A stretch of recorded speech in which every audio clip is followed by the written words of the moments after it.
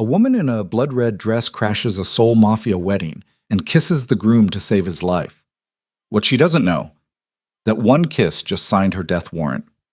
Will she survive the war she just started, or will the empire she saved destroy her first? If you want to know how far desperation can push someone, and whether love can survive in a world built on blood, stay until the end. Hit like, drop a comment with your city so I can see how far this story travels, and let's dive in. 3 days before Zara Vale kissed a man she didn't know in front of 200 killers, she was eating instant ramen in a cramped studio apartment in Itaewon, staring at her phone like it might explode. The screen glowed with a single message from her mother's hospice nurse in Atlanta. "We need to talk about next month's payment." Zara closed her eyes, breathed through her nose, tried not to imagine her mother, frail, confused, calling out for a daughter who couldn't afford to fly home, sitting in a facility that would dump her on the street the second the money stopped. $48,000 in medical debt, a job that paid barely enough to cover rent, and a pride so stubborn it had kept her from asking her brother for help in over 2 years. She opened her eyes. The ramen had gone cold. Her phone buzzed again. Different number. Unknown sender. Need a courier. Tonight, fast job. $2,000 cash. Zara sat up straight. $2,000 wouldn't fix everything, but it would buy her mother another month, maybe 2 if she stretched it. She typed back before the rational part of her brain could interfere. "What's the job?" The reply came instantly. "Deliver documents. Gangnam. 9 p.m. Wear something forgettable." She should have asked more questions, should have wondered why someone needed a random cultural liaison to play courier at night in one of Seoul's wealthiest districts. Should have recognized the tone. Clipped, transactional, the kind of message that didn't come from someone running a legitimate business. But desperation has a way of turning smart people stupid. Zara typed, "I'm in." By 8:30, she was standing outside a shuttered cafe in Gangnam, clutching a slim leather briefcase she'd been handed by a man who never gave his name. He'd shown up in a black sedan, passed her the case through a cracked window, and told her 3 things. 1, don't open it. 2, deliver it to Suite 1, 804, Prugio Tower, by 9:15. 3, if anyone asks, you're a legal assistant. Then he drove off before she could ask what happened if she was late. Zara looked down at the briefcase. It was heavier than it looked. The leather smelled expensive, too expensive for whatever this actually was.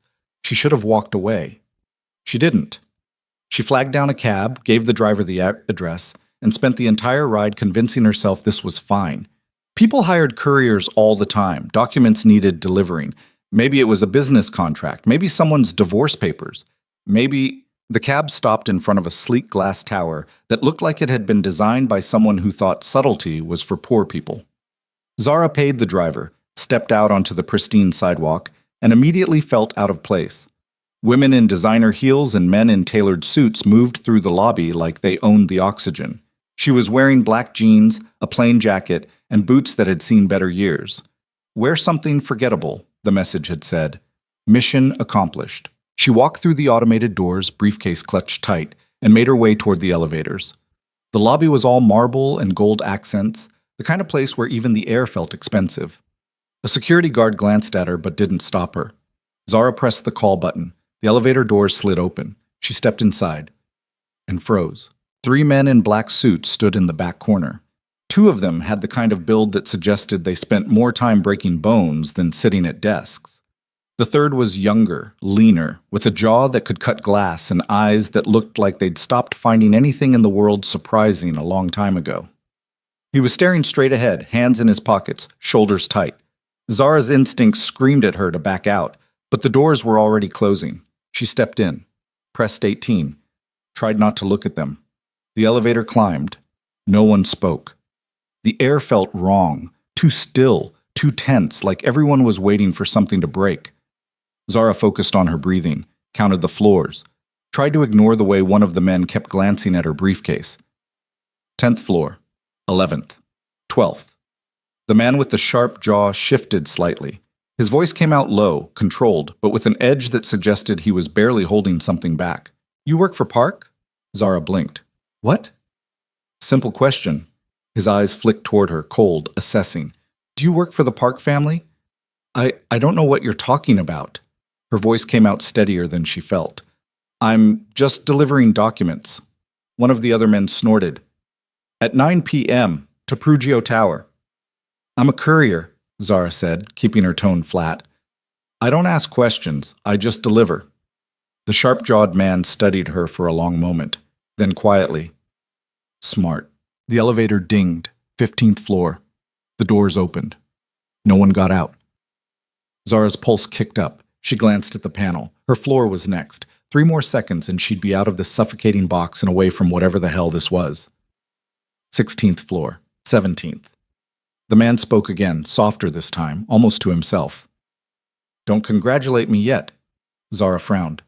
What? He didn't answer. The elevator dinged. 18th floor. The doors slid open. Zara stepped out fast, not looking back. She heard one of the men mutter something in Korean, sharp, clipped, but she didn't stop to translate. She just walked, briefcase gripping tight, heart hammering, until she found Suite 1804 at the end of a long, silent hallway. She knocked. No answer. She knocked again. Still nothing. Zara checked her phone. 9:14 p.m. She was on time. She tried the handle. Locked. She stood there for a full minute, briefcase in hand, staring at a door that wasn't going to open. Her phone buzzed. Unknown number. Leave it outside the door. Walk away. Zara stared at the message. Every instinct told her this was wrong. But $2,000 was $2,000. She set the briefcase down, took a photo to prove she'd delivered it, turned and walked back toward the elevator. She didn't see the man in the sharp suit step out of the stairwell behind her. Didn't see him pick up the briefcase and disappear. Didn't know that in less than 48 hours, the documents she'd just delivered would be used to justify a murder. The next morning, Zara woke to 17 missed calls. She sat up, disoriented, and grabbed her phone, all from the same number, the one that had hired her. She called back. A man answered on the first ring. His voice was tight, clipped, vibrating with barely controlled panic. Where are they? Zara frowned. Where are what? The documents, the recipients. Where the hell are they? I left the briefcase outside the suite like you told me to. They're gone. Her stomach dropped. What do you mean gone? I mean, they didn't pick it up. I mean, the suite was empty. I mean, you just lost me $500,000. And if you don't fix this in the next 6 hours, you're going to wish you'd never set foot in this city. The line went dead.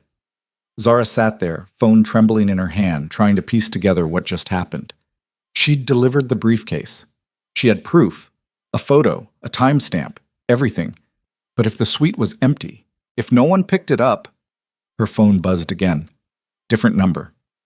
You're in danger. Don't go home. Don't contact anyone. Move. Now. Zara stared at the message. Then she grabbed her jacket and ran.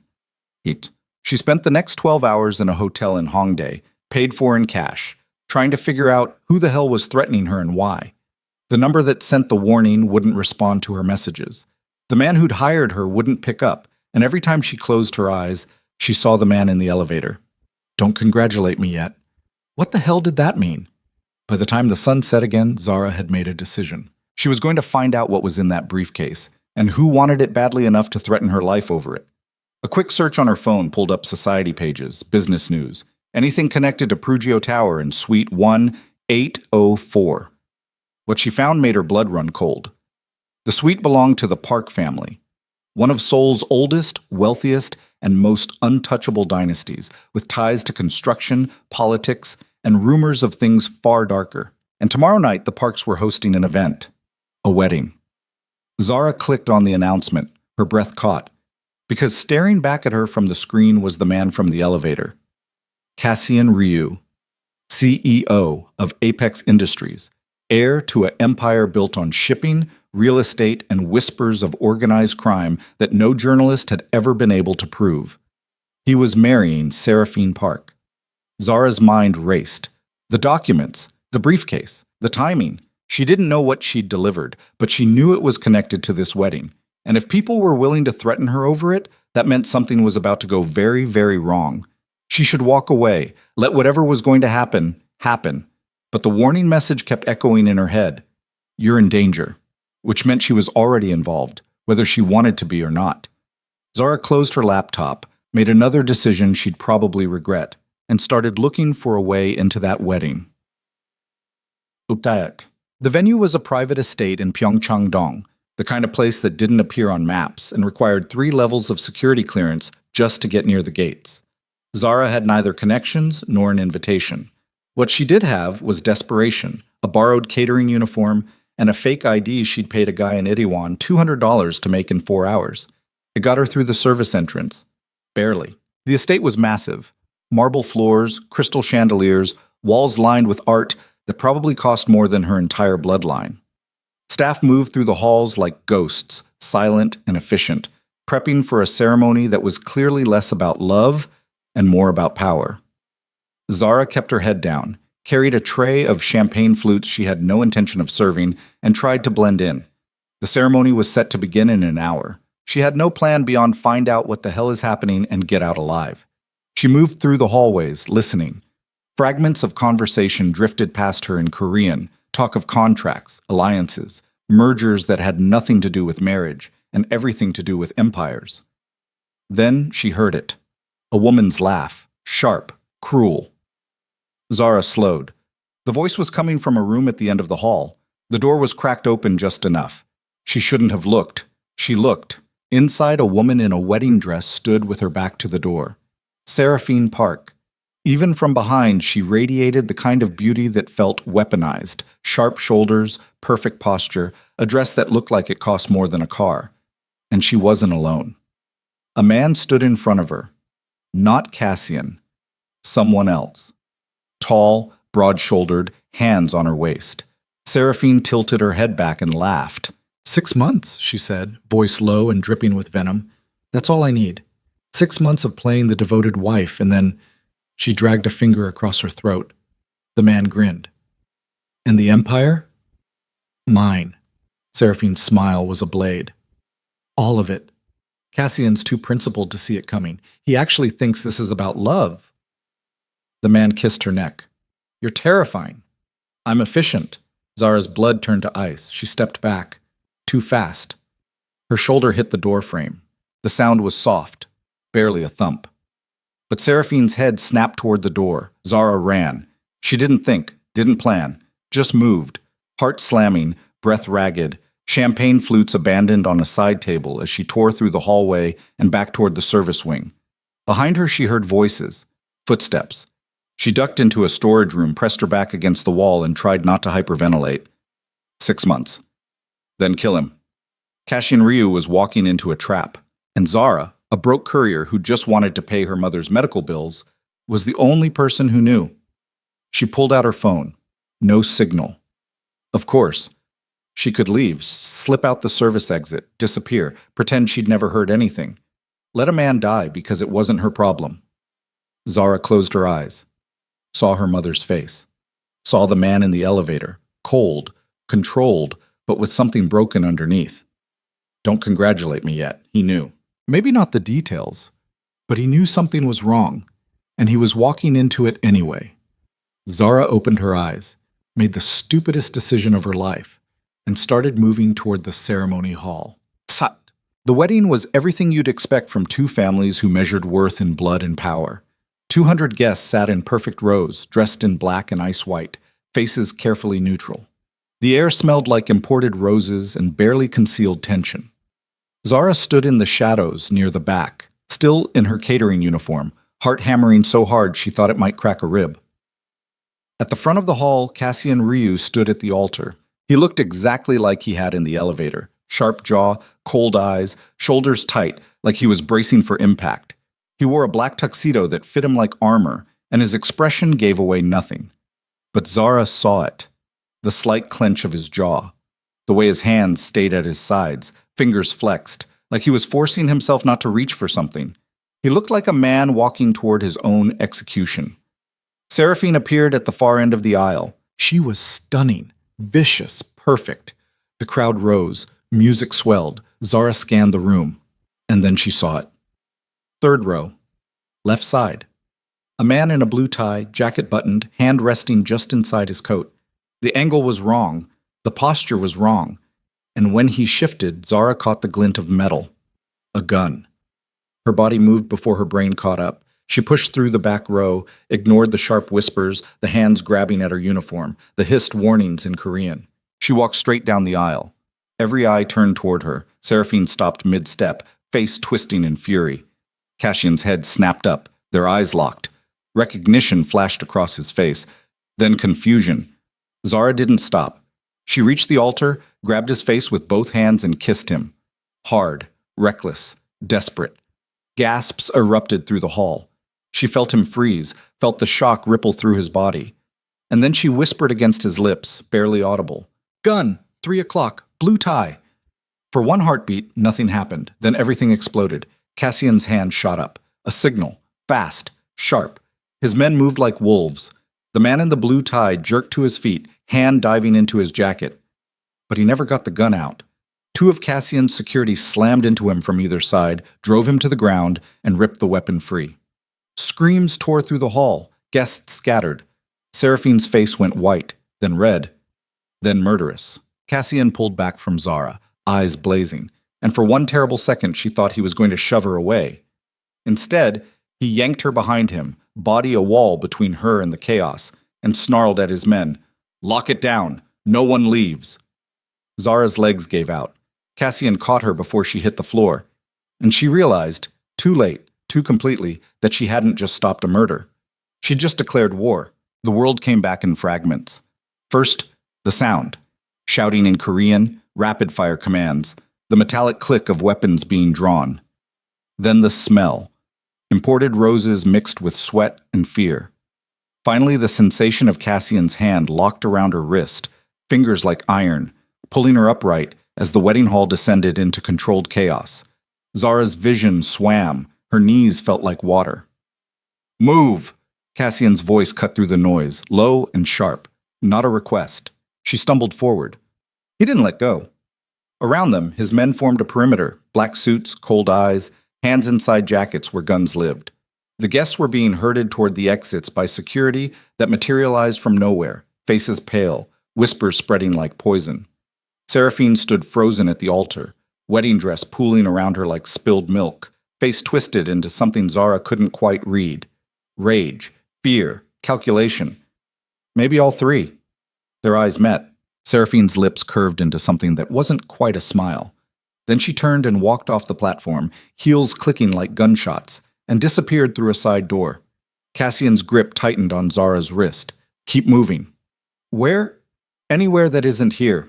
He pulled her through a doorway behind the altar, down a narrow corridor lined with more art she didn't have time to appreciate, and into a room that looked like it had been designed for very private, very expensive conversations. Dark wood paneling, leather chairs, a bar that probably cost more than her car. The door slammed shut. Cassian released her wrist, stepped back, and stared at her like she was a bomb he didn't know how to defuse. Zara's breath came in sharp bursts. Her hands were shaking. She pressed them against her thighs and tried to look less like someone who'd just crashed a mafia wedding and more like someone who had a plan. She failed. "Who the hell are you?" Cassian's voice was cold, controlled, but underneath, something else simmered. "Zara Vale." Her voice cracked. She cleared her throat. I was just a courier. I didn't know." "You didn't know." He repeated it like he was tasting the words, testing them for poison. "You didn't know that walking into my wedding and kissing me in front of 200 people would start a war. I didn't know there was going to be a wedding until yesterday." His jaw clenched. "Then why are you here?" Zara opened her mouth, closed it. Every answer sounded insane. "Because I delivered documents I shouldn't have touched. Because someone threatened me. Because I heard your fiancé planning to kill you, and I'm apparently too stupid to mind my own business." She settled for, "I heard something I shouldn't have." Cassian waited. Zara swallowed hard. "Seraphine. And some guy. They were in a room before the ceremony. She said she was going to kill you. 6 months. That's all she needed. 6 months of playing the wife. And then..." She dragged a finger across her throat. Silence. Cassian didn't move. Didn't blink. For a second, Zara thought he didn't believe her. Then he laughed. It was a terrible sound, short, bitter, like something breaking. Of course she was. He turned away, walked to the bar, poured himself 2 fingers of whiskey, drank it in one swallow, poured another. Did she say why? Your empire. She wanted it. All of it. Naturally. He stared into the glass. And the gun? I saw it. Third row. Blue tie. I didn't know if it was part of her plan or something else. I saw it and I moved. Cassian turned back toward her. His eyes were different now, still cold, but with something sharper underneath. Calculation. Assessment. You could have walked away. I know. You could have let it happen. I know. So why didn't you? Zara met his gaze. Because 3 days ago you looked sad. He blinked. What? In the elevator. You looked... She searched for the word. Trapped. Like you were walking towards something you didn't want but couldn't escape. And then you said, don't congratulate me yet, and I... She stopped, breathed. I couldn't let someone die when I had the chance to stop it. Cassian stared at her for a long moment. Then he drained the second whiskey, set the glass down, and said, You're either the stupidest person I've ever met or the bravest. Probably both. A ghost of a smile flickered across his face. It died fast. The door opened. A man stepped in, older, 50s, silver hair, suit that screamed money and menace in equal measure. His eyes swept over Zara, then landed on Cassian. We have a problem. Cassian's expression went flat. Just one? The Parks are calling it an insult, an attack. They're saying you planted the girl to humiliate Seraphine in front of half of Seoul's elite. That's insane. That's politics. The older man's gaze flicked back to Zara. Who is she? A courier. She was delivering documents for someone connected to the Parks. She overheard Seraphine planning my murder. She tried to stop it. The older man's eyebrows rose. By kissing you at the altar. It got my attention. It got everyone's attention. He pulled out his phone, scrolled, then turned the screen toward Cassian. It's already trending. Wedding crasher saves groom. Seoul's most eligible bachelor kissed by mystery woman. The Post is running it as a love triangle. Zara's stomach dropped. No, that's not... Doesn't matter what it is, the older man said. Matters what it looks like. And right now, it looks like you humiliated the Park family. Cassian's expression darkened. They were going to kill me. Prove it. The gun belonged to a Park family security contractor who's already been released. No charges. The Parks are claiming he was there for protection, not assassination. They're saying you overreacted. Then they're lying. Obviously, the older man pocketed his phone. But they're lying louder than you're telling the truth. And unless you can produce hard evidence that Seraphine was planning to murder you, this whole thing becomes he said, she said. Which means it becomes about optics. And right now the optics say you publicly rejected the Parks in the most dramatic way possible. Cassian's hands curled into fists. What do they want? Compensation. A public apology. And the girl. Zara's blood went cold. What? The older man's expression didn't change. They're saying she's a spy, a plant, someone you hired to sabotage the wedding. They want her handed over for questioning. Absolutely not. Then they want a war. The room went silent. Cassian's jaw worked. How long do I have? 24 hours? Maybe less. The older man glanced at Zara. What's your name? Zara Vale? Zara Vale, he repeated, like he was filing it away. Do you have family in Seoul? No, just me. Good. That makes this easier. He looked at Cassian. Put her in a safe house. Don't let her talk to anyone. And figure out how you're going to spin this before the Parks decide spinning isn't enough. He left. The door clicked shut. Zara's voice came out thin. They want to kill me. They want to question you. Cassian's tone was flat. Which, yes, would probably end with you dying. Oh my God. Breathe. I saved your life. I know. And now I'm... what? Collateral damage? Cassian crossed the room in 3 strides, stopped in front of her, and his voice dropped to something quieter, not softer, just more focused. You're not collateral. You're leverage. There's a difference. Not from where I'm standing. From where you're standing, you just became the most dangerous person in Seoul. His eyes locked onto hers. Because you know something the Parks don't want anyone to know, which means they can't let you live.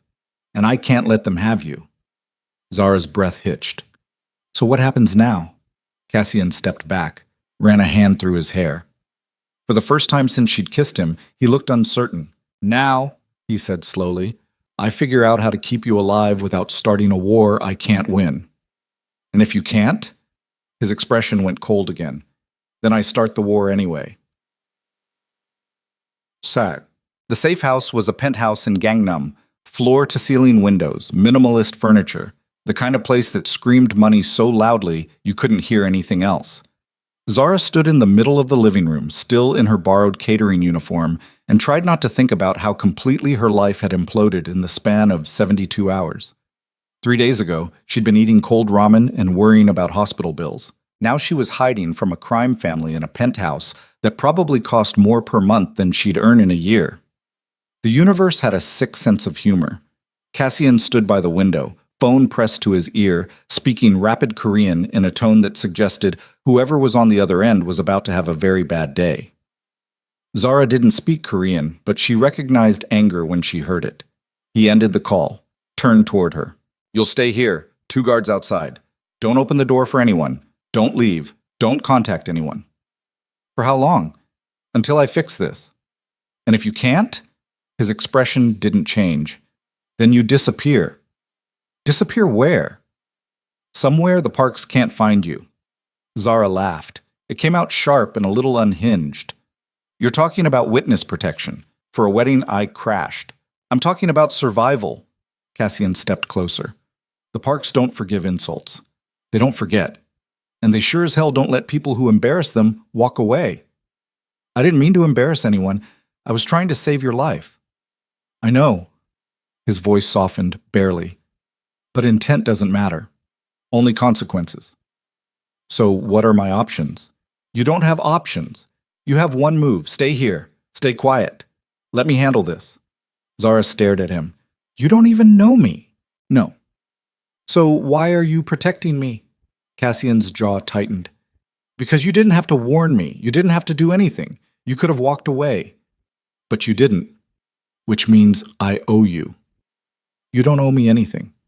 Yes, he said quietly. I do. He turned and walked toward the door. Zara's voice stopped him. Cassian. He looked back. What were those documents I delivered? His expression went very still. What? The briefcase. 3 days ago. I was hired to deliver documents to Prugio Tower, Suite 1804, the Park's suite. What was in it? Cassian's eyes narrowed. You were the courier? Yeah. Who hired you? I don't know. Unknown number? Cash payment? I needed the money. I didn't ask questions. What did the documents look like? I never saw them. I was told not to open the case. Cassian swore under his breath, pulled out his phone, typed something fast, waited. His expression darkened. What? Zara asked. The documents were fabricated contracts, fake evidence designed to implicate me in a bribery scheme. The Parks were going to use them to force a merger, marry me off to Seraphine, then leak the contracts to destroy my reputation if I didn't comply. Zara's stomach turned. You were the patsy. They hired you because you were nobody. No connections, no ties. If the delivery went wrong, you take the fall. Oh my God. And when it did go wrong, when you didn't deliver it to the right hands, they panicked, which is why they threatened you. They needed to know if you'd seen what was inside. I didn't. They don't know that. Cassian's voice went hard, which is why they want you dead. Zara sank onto the couch. Her hands were shaking again. I just wanted to pay my mom's hospital bills. Cassian's expression shifted. Something almost human flickered behind the cold. Your mom's sick? Hospice, Atlanta. $48,000 in debt. I can't afford to fly home. I can barely afford to keep her in care. She laughed bitterly. $2,000 felt like winning the lottery. Guess that makes me the idiot. Cassian was quiet for a long moment. Then he said, I'll cover it. Zara's head snapped up. What? The debt. I'll pay it. All of it. No, you can't. I can. And I will. His tone left no room for argument.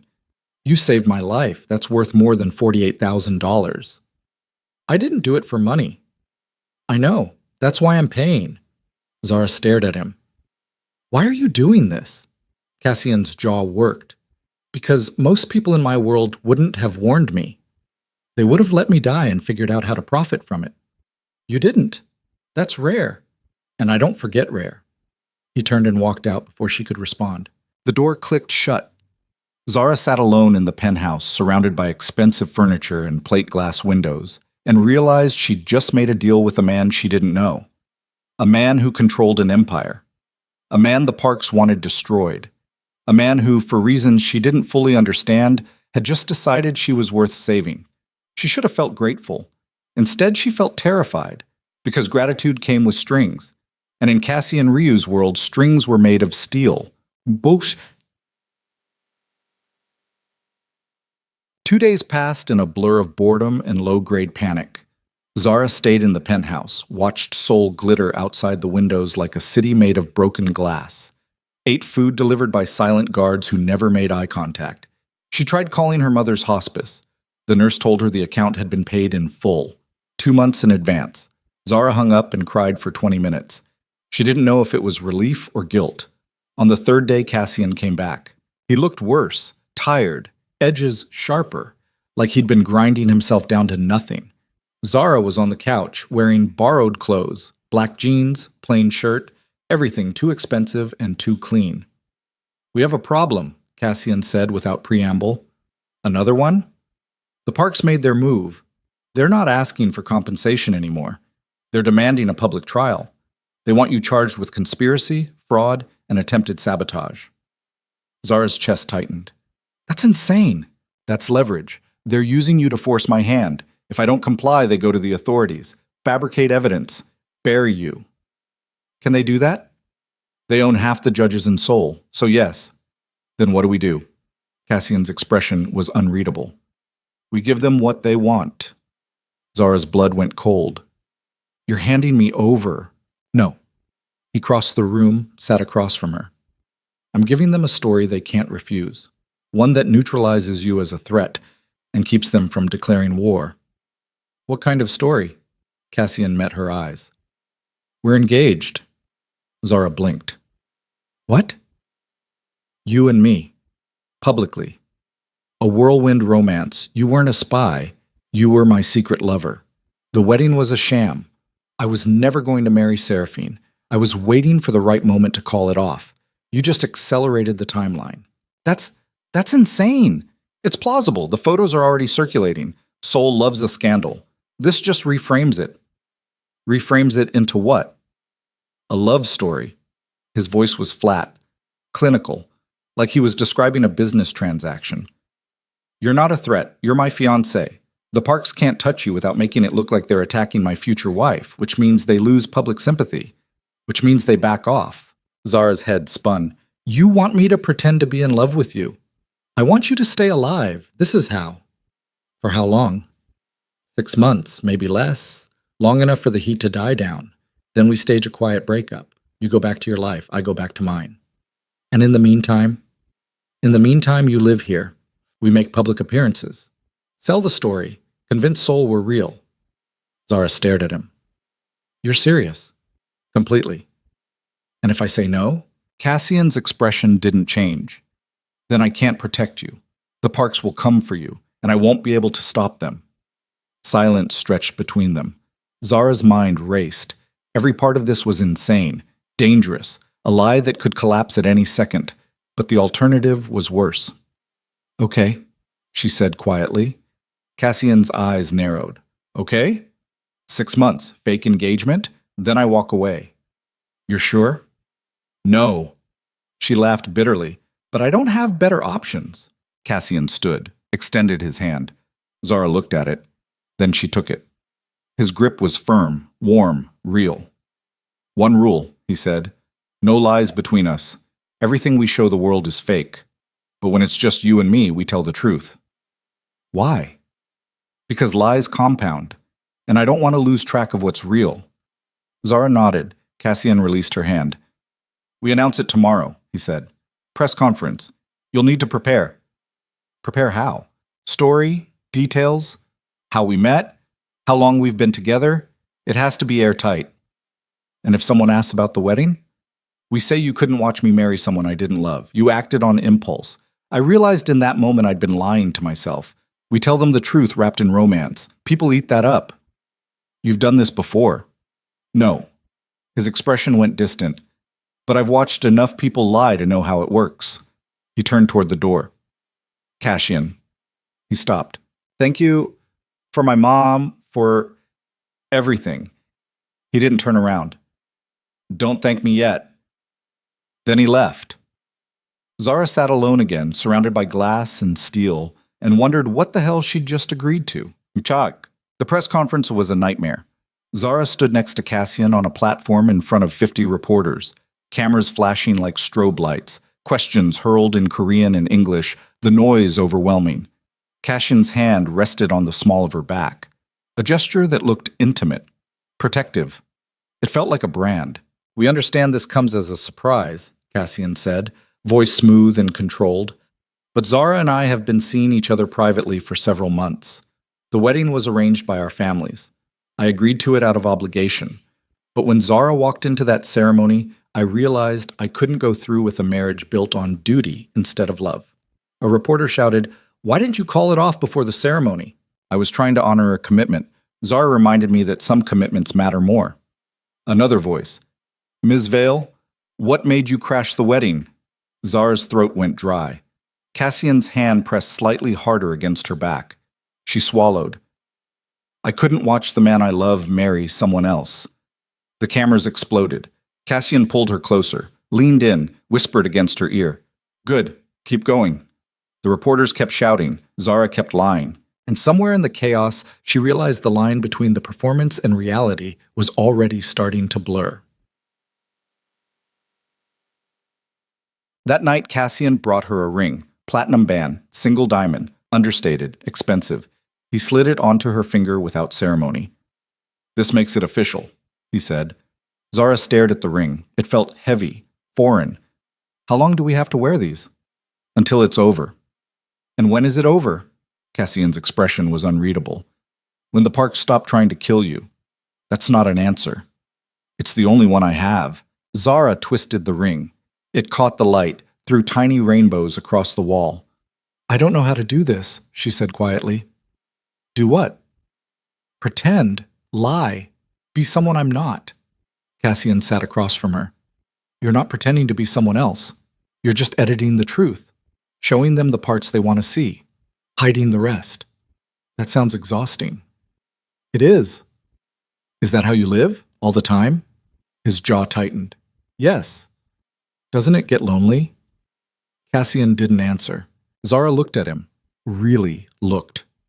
Saw the shadows under his eyes, the tension in his shoulders, the way he held himself like armor.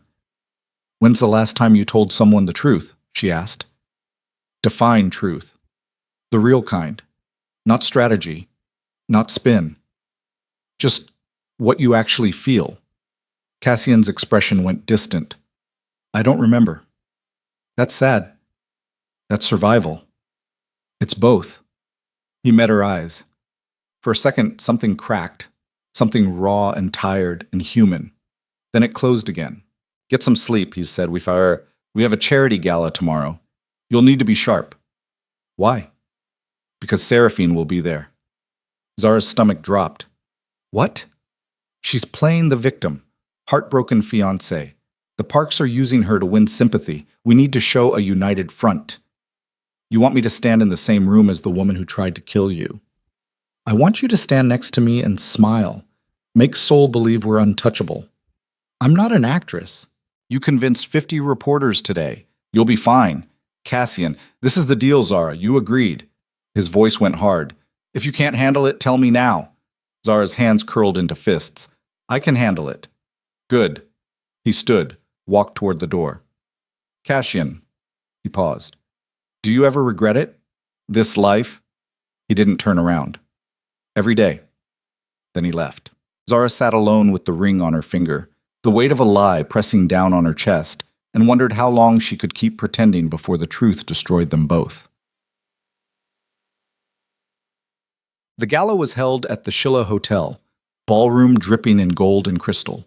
1,000 people in designer gowns and tailored suits, all pretending they weren't circling each other like sharks. Zara wore a dress Cassian's stylist had picked, midnight blue, fitted, elegant. Hair swept up, makeup flawless. She looked like she belonged. She felt like an imposter. Cassian stood beside her, one hand resting lightly on her waist, playing the part of the devoted fiancé with terrifying precision. Every smile, every touch, every glance, all calculated, all fake. Zara hated how real it felt. They moved through the crowd, shaking hands, exchanging pleasantries in English and Korean, Cassian switching between languages like he was changing masks. And then Zara saw her. Seraphine. She stood near the bar, surrounded by admirers, wearing a white gown that looked like war wrapped in silk. Her eyes found Zara across the room. She smiled. It was the cruelest thing Zara had ever seen. "She's coming over," Zara whispered. "I know." Cassian's hand tightened on her waist. "Don't react. Just smile." Seraphine crossed the ballroom like a predator, every step deliberate, and stopped in front of them. "Cassian?" Her voice was honey and poison. "And Zara, the woman of the hour." Zara forced a smile. "Seraphine, I have to say you have excellent timing. Crashing a wedding takes guts. So does planning a murder." The words slipped out before Zara could stop them. The air froze. Seraphine's smile didn't falter. "I have no idea what you're talking about." "Don't you?" "Zara." Cassian's voice was low, warning, but Zara didn't stop. "I heard you. Before the wedding, you and your friend. You said 6 months. Then you'd kill him." Seraphine laughed, bright, sharp. "You must have misheard. Pre-wedding jitters, perhaps. Everything sounds sinister when you're stressed." "I know what I heard." "Do you?" Seraphine's eyes glittered. "Or do you know what someone wanted you to hear?" Zara's breath caught. Seraphine leaned in, voice dropping to a whisper only Zara could hear. "You think you saved him. You didn't. You just delayed the inevitable. And when this farce falls apart, and it will, I'll be there to pick up the pieces." She straightened, smiled at Cassian. "Congratulations on your engagement. I hope it lasts." Then she walked away. Zara's hands were shaking. Cassian pulled her toward the exit. "We're leaving." "She just threatened me." "I know. We're leaving." They made it to the car before Zara's composure shattered. She yanked open the door, climbed in, and pressed her hands against her face. "I screwed up," she said. "I shouldn't have said anything. I couldn't stand there and let her You did fine." "I didn't. I made it worse. You stood your ground. That's not nothing." Zara looked at him. She said someone wanted me to hear that conversation. "What does that mean?" Cassian's jaw worked. "It means she's smarter than I thought." "Explain." "If she planned for you to overhear her, then the whole thing was a setup. She wanted you to crash the wedding, wanted the scandal, wanted the chaos." "Why?" "Because chaos creates opportunity." Cassian's voice went cold. "She didn't lose anything. The wedding was called off, but she gets to play the victim. The Parks get sympathy. I look unstable, and I'm the villain. Or the pawn." Zara's chest tightened. "So what do we do?"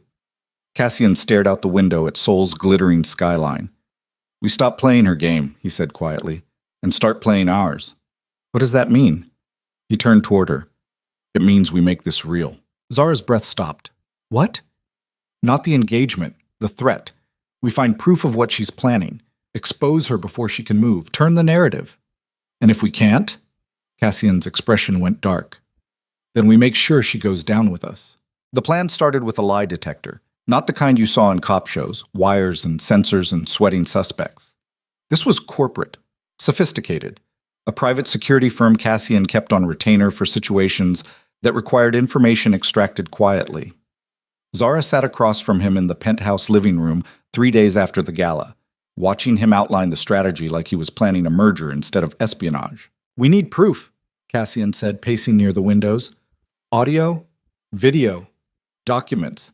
Something concrete that ties Seraphine to the murder plot. Something the Parks can't spin."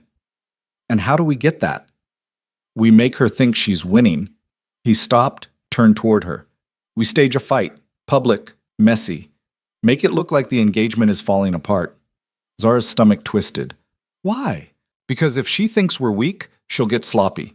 She'll reach out to her allies, make moves she wouldn't make otherwise. We catch her in the act, we have leverage." "That's a lot of assumptions." "It's all we have." Zara stared at the ring on her finger. It felt heavier every day. And if it doesn't work? Cassian's jaw tightened. Then we run out of time. How much time do we have? 2 weeks? Maybe 3. The Parks are pushing for a formal reconciliation meeting. If I don't show up with you and make this engagement look solid, they'll escalate. Escalate how? War. He said it like it was inevitable. They'll come after my business, my assets, you, everything. Zara's throat went dry. So we're doing this. Unless you have a better idea. She didn't. Okay, she said quietly. What do you need me to do? Cassian pulled out his phone, swiped through something, then held it up. Tomorrow night, charity auction, high profile. Seraphine will be there. We show up together, happy couple. Then halfway through the event, I get a call. Emergency, business crisis, I leave you alone. That sounds like a terrible idea. It is, but it gives her an opening. She'll approach you, test you, try to drive a wedge between us. And I'm supposed to, what? Let her? You're supposed to engage, act vulnerable. Let her think she's getting to you. We'll have people watching, recording. If she says anything incriminating, we've got her. Zara's hands curled into fists. You want me to bait a woman who tried to kill you? I want you to survive. His voice went hard. This is how we do it. By putting me in her crosshairs. You're already in her crosshairs. This just gives us control over when she pulls the trigger. Zara stood, crossed to the window, stared out at Seoul's skyline. Somewhere out there, Seraphine was planning her next move. Somewhere out there, the Parks were sharpening their knives. And Zara was standing in a borrowed penthouse wearing a fake engagement ring, playing spy in a world she didn't understand. I'm not good at this, she said. You're better than you think.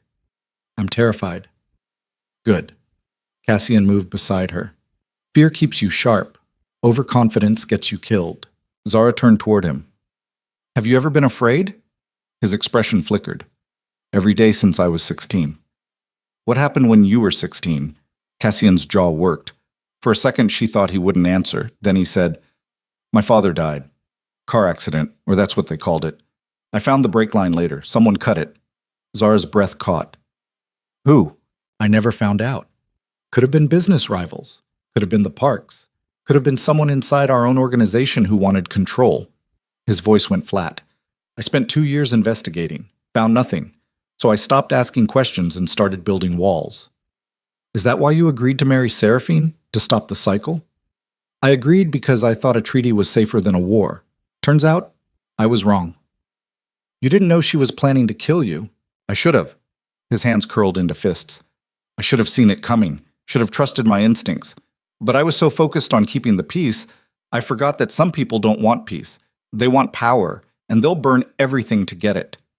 Zara's chest tightened. I'm sorry. Don't be. You saved my life. That's more than most people in my world would do. I didn't do it for your world. I did it because... She stopped, breathed. Because you looked sad. And I've spent the last 3 years watching my mom forget who I am, and I'm so tired of watching people suffer when I can do something about it. Cassian stared at her. Your mom has dementia? Zara nodded. Early onset. Diagnosed 4 years ago. She doesn't recognize me anymore. Half the time she thinks I'm her sister. The other half she just stares.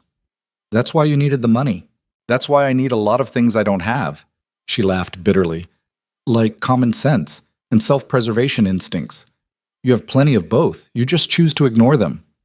Is that a compliment? It's an observation. Silence settled between them. Not uncomfortable, just heavy. Finally, Cassian said, We'll make this work. The plan, the engagement, all of it. I'll keep you safe. You can't promise that. Watch me. Zara met his eyes, saw something there she hadn't seen before. Determination, desperation, something almost like hope. It scared her more than Seraphine's threats, because hope was dangerous. Hope made you believe things could end well, and in Cassian's world, nothing ended well. Right. The auction was exactly what Zara expected. Old money dripping from the chandeliers, art that cost more than most people earned in a lifetime. Conversations that sounded polite but carried the weight of corporate warfare. She wore emerald green, Cassian wore charcoal. They moved through the crowd like they belonged, his hand on her back, her smile practiced and perfect. No one would have guessed they were both waiting for the floor to collapse. An hour in, Cassian's phone buzzed. He glanced at it, frowned, then leaned toward Zara. Emergency. Supply chain issue. I have to take this. His voice was loud enough for the people nearby to hear. Zara nodded. Go. I'll be fine. He kissed her temple. Whispered against her skin. Stay visible. Don't leave the main hall. If she approaches, engage, but don't give her anything real. Then he walked away. Zara stood alone near the bar, champagne glass in hand, trying to look calm while her heart hammered against her ribs. She counted to 60. Then Seraphine appeared. She moved through the crowd like she owned it, white gown flowing, diamond necklace catching the light. She stopped beside Zara, signaled the bartender, ordered something in flawless Korean. Then she turned and smiled. Trouble in paradise? Zara forced herself to meet Seraphine's eyes. Just business, nothing serious. Business is always serious in Cassian's world. Seraphine's smile sharpened. Or hasn't he told you that yet? He's told me enough. Has he? Seraphine accepted her drink from the bartender, took a delicate sip. Has he told you about the shipping routes? The offshore accounts? The people who've disappeared when they asked too many questions? Zara's pulse spiked. I don't know what you're talking about. Of course you don't. That's why he picked you. Because you're innocent, naive, easy to control. Seraphine's voice dropped. You think he's protecting you? He's not. He's using you, the same way he uses everyone. That's not true. Isn't it? Seraphine leaned in. Ask yourself, why would a man like Cassian Ryu, who has every resource in the world, need a broke courier to save his life? Unless he already knew something was wrong. Unless he set the whole thing up. Zara's stomach turned. You're lying. Think about it. The documents you delivered, the timing, the wedding, all of it perfectly orchestrated to make you look like the hero, to make you indebted to him, to trap you. He didn't trap me. You chose because he gave you no other option. That's not choice. That's coercion. Seraphine's eyes glittered. And when he's done with you, when you've served your purpose, he'll discard you like everyone else. Zara's hand shook. She set the champagne glass down before she dropped it. Why are you telling me this? Because I used to be you. Seraphine's voice softened. I thought I could save him, thought I could be different. But men like Cassian don't want to be saved. They want to own. And you can't own someone who has options. You tried to kill him. I tried to survive him. There's a difference. Zara's breath came faster. I don't believe you. You don't have to. Seraphine straightened. But ask him. Ask him why he really chose you. Ask him what happens to people who get too close. She walked away, leaving Zara standing alone with her thoughts spinning out of control.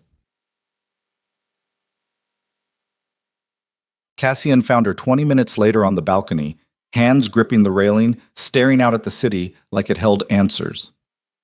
Did she approach you? Zara didn't turn around. Yeah. What did she say? That you set me up, that the whole thing was orchestrated, that you're using me. Silence. Zara turned. Cassian's expression was unreadable. Is it true? Her voice cracked. Did you know about the documents before I delivered them? Cassian's jaw tightened. Yes. The word hit like a fist. Zara stepped back. What? I knew the parks were planning something. I didn't know what. I had people monitoring their communications. When your name came up as the courier, I flagged it. You flagged it? Zara's voice rose. You knew I was walking into a trap and you didn't stop me? I didn't know it was a trap until after you delivered it. Bullshit. Zara, you let me walk into that building. You let me take that elevator. You stood there and watched me deliver documents that almost got me killed. And you did nothing. I didn't know you'd be in danger. You suspected. That's why you asked if I worked for the parks. You were testing me. Cassian's hands curled into fists. I was trying to protect you. By lying to me? By keeping you out of it. I was already in it. Zara's voice broke. I was in it the second I took that job. And instead of warning me, you just watched. Like I was some kind of... She couldn't finish. Cassian stepped toward her. I didn't set you up. I didn't orchestrate this. I didn't want any of this to happen. But you didn't stop it. I couldn't. You could have warned me. You could have told me the truth. Instead, you... Zara's breath hitched. You made me think I saved you. You made me think I mattered. You do matter. As what? A pawn? A distraction? What am I to you, Cassian? His expression cracked. You're someone who didn't have to help me. Someone who walked into hell because it was the right thing to do. Someone I... He stopped, exhaled hard. Someone I don't want to lose. Then why didn't you tell me the truth? Because the truth makes you a target. The less you knew, the safer you were. I'm not safer. I'm just more confused. Cassian's voice dropped. I'm trying to keep you alive. By lying to me. By protecting you from information that could get you killed. Zara laughed. It came out broken. You sound just like her. I'm nothing like her. Aren't you? She said you use people, control them, discard them when they're done. How is what you're doing any different? Cassian's face went pale. I'm not discarding you. Then what happens when this is over? When the 6 months are up? When the parks back off? Do I just go back to my life? Pretend none of this happened? Yes. The word hung between them like a blade. Zara's chest tightened. And what about the truth? What about all the things you're not telling me? Some truths are dangerous. And some lies are worse. Cassian stared at her. What do you want from me? I want you to trust me. I do trust you. No, you don't. You trust that I'll play the part, that I'll smile for the cameras and lie to the press and stand beside you while you fight wars I don't understand. But you don't trust me with the truth. Cassian's jaw worked. The truth is ugly. I don't care. You will. Try me. He turned away, gripped the railing. My father wasn't just killed because of business. He was killed because he tried to leave. He wanted out. Wanted to take the family legitimate. Walk away from the underworld connections. The Parks found out. They made an example of him. Zara's breath stopped. I was 16, Cassian continued, voice flat. I watched them lower his casket into the ground, and I knew that if I ever tried to leave, they'd do the same to me. So I didn't try. I just survived. Built walls, made deals, became exactly what they wanted me to be. Until the wedding. Until you. He turned toward her. You walked into that hall and I saw... He stopped. Swallowed. I saw a way out. Not forever. Just for a second. Someone who wasn't afraid of me. Someone who gave a damn whether I lived or died. And I thought, maybe there's still something worth fighting for. Zara's throat burned. You should have told me. I'm telling you now. After I had to drag it out of you. I'm not good at this. Cassian's voice cracked. I'm not good at letting people in, at trusting, at believing anyone would stay if they knew what I really am. And what are you? Someone who's made a lot of mistakes? Someone who's hurt people? Someone who... He exhaled hard. Someone who doesn't deserve you. Zara stepped forward. That's not your call. Zara, you don't get to decide what I deserve. You don't get to protect me from the truth because you think I can't handle it. Her voice shook. I've spent 3 years watching my mom disappear. I've held her hand while she forgot my name. I've survived debt and desperation and more shit than you know. So don't tell me I can't handle ugly. Cassian stared at her. Then he kissed her.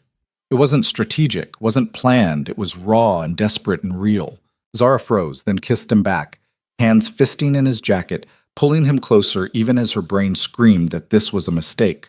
His hands cupped her face, thumbs brushing her cheekbones, and for one breathless second, the world stopped spinning. Then Cassian pulled back, breathing hard, eyes wide. I'm sorry, I shouldn't have... Zara grabbed his collar and kissed him again, harder this time, angrier, because she was furious at him for lying, furious at herself for caring, furious at the world for making this impossible. When they finally broke apart, they were both shaking. This doesn't fix anything, Zara whispered. I know. We're still lying to everyone. I know. And when this is over, I know. Zara's eyes burned. Then why? Because I'm tired of pretending I don't feel this. Cassian's voice was rough. I'm tired of lying to you, to myself. I don't know what this is. I don't know if it's real or just survival, but I can't keep pretending it doesn't exist. Zara's breath hitched. Cassian. Her phone buzzed, then his. They both pulled back, grabbed their devices. Zara's screen showed a single message from an unknown number. Check the news. Her hand shook as she opened her browser. The headline hit like a freight train. Cassian Ryu's fiancé, wanted criminal or pawn. FBI investigates Zara Vale's ties to international fraud ring. Below it, her photo, her real name, her address in Atlanta, and worse, a photo of her brother, Marcus Vale, FBI special agent, standing outside the penthouse. Zara's vision blurred. No, no, no, no! Cassian grabbed her phone, read fast, his face going white. This is fabricated. It has to be. My brother works for the FBI. Zara's voice came out strangled. He's been investigating. Oh my God, he's been investigating the parks. Cassian's head snapped up. What? He called me 2 months ago, said he was working a case, international money laundering, organized crime. He didn't give me details, but her breath came in gasps. The parks. He was investigating the parks. And if they found out, they'd use him to discredit you. Cassian's voice went cold. Make it look like you were planted. A federal agent's sister playing spy. Zara's phone rang. Unknown number. She answered. Hello, Zara. Seraphine's voice poured through the speaker like poison. I tried to warn you, but you just couldn't help yourself, could you? What did you do? I didn't do anything. I just shared some information with the right people. About your brother. About his investigation. About how convenient it is that you showed up right when we needed a scandal. You're lying. Am I? Check your messages. Zara's phone buzzed. A video file. She opened it. The footage showed Marcus, her brother, standing outside Cassian's building 3 days ago, talking to someone off camera. Audio was muffled, but clear enough. We need more time. If Cassian finds out she's working with us, he won't. She doesn't even know. And when this is over, we pull her out, give her immunity, let the rest burn. Zara's knees gave out. Cassian caught her. Seraphine's voice continued, velvet and vicious. Your brother set you up, darling. Used you to infiltrate Cassian's world.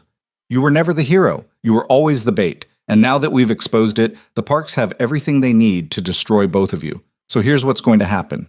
You're going to disappear. Tonight. Leave Seoul. Leave Cassian. Or we release the full recording, the one where your brother explicitly states you're a federal asset, and you both go down for conspiracy. I didn't know, Zara whispered. I swear I didn't. Doesn't matter. Optics, remember? Seraphine's smile was audible. You have 2 hours. Choose wisely. The line went dead. Zara sat on the balcony floor, Cassian beside her, the city glittering below like broken glass. I didn't know, she said again. I swear to God, I didn't know he was using me. Cassian's expression was unreadable. I believe you. Do you? He didn't answer fast enough. Zara's chest cracked open. You think I lied to you? I think... Cassian's voice broke. I think I don't know what's real anymore. This is real. She grabbed his hand, pressed it against her chest where her heart was trying to break out. This, what I feel, that's real. I didn't plan this. I didn't want this. I just wanted to save you.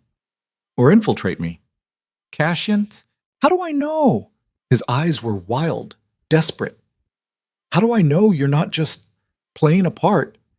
How do I know any of this is real? Because I kissed you back. Zara's voice cracked. Because I'm sitting here terrified and furious and I still can't walk away. Because... She stopped, breathed. Because I'm in love with you, you idiot. Silence. Cassian stared at her like she'd shot him. You... what? I'm in love with you. And it's the stupidest thing I've ever felt because you're dangerous and broken, and you lie more than you breathe. But I can't stop. I can't... Her voice broke. I can't pretend anymore. I can't keep acting like this is fake when it's the realest thing I've ever had. Cassian's hands shook. Zara.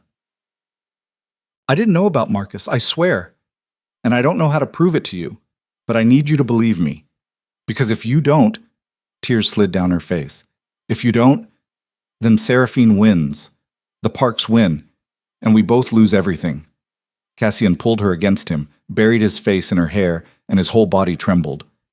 I believe you, he whispered. I believe you. Then what do we do? He pulled back, met her eyes. We fight back, not partir. They had 90 minutes before Seraphine's deadline. Cassian made 3 phone calls. The first was to his head of security. The second was to a lawyer who specialized in international law. The third was to someone he called an old friend, but whose name he didn't share. Zara sat on the couch, phone in hand, staring at her brother's number. She wanted to call him, scream at him, demand answers. But Cassian stopped her. Not yet. If he's working with the feds, his phone's monitored. The second you call, they'll know we know. So what do I do? You let me handle it. Cassian, trust me. His eyes burned. Please, just trust me. Zara nodded. She didn't have anything else left. An hour later, Cassian's phone rang. He answered, listened. His expression shifted. Surprise, then something darker. He hung up. We have a problem. Another one? The video's fake. Zara's heart stopped. What? The audio. It's stitched together from multiple sources. Voice cloning, AI synthesis. My guy ran it through analysis. It's good. Really good. But it's not real. Relief flooded through her. So Marcus didn't set you up. But someone wants us to think he did. Cassian's jaw tightened. Which means this isn't just about destroying you. It's about destroying us. Making us turn on each other. Seraphine, or whoever she's working with. He started pacing. This is bigger than the parks. Bigger than the wedding. Someone's orchestrating all of it. Who? I don't know. But we're going to find out. Zara stood. How? Cassian's expression went cold.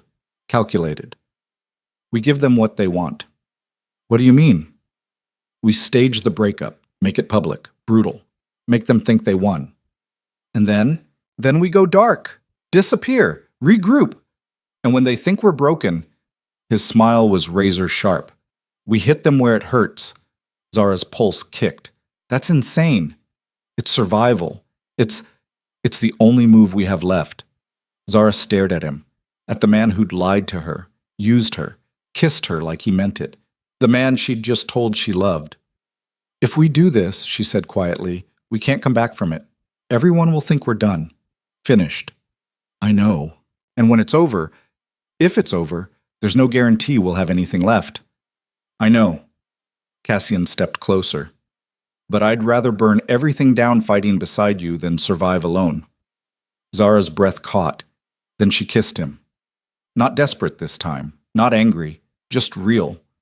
When they pulled apart, Cassian's forehead rested against hers. Last chance to walk away, he whispered.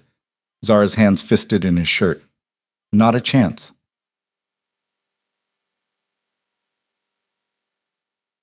The breakup happened at midnight. Outside a club in Gangnam, cameras everywhere, paparazzi on standby. Zara screamed at Cassian in the middle of the street, voice raw, every word a blade designed to cut. You used me! You lied to me! I was just another piece on your board! Cassian's face was stone. And you were naive enough to believe it meant something. It did mean something. To you, not to me.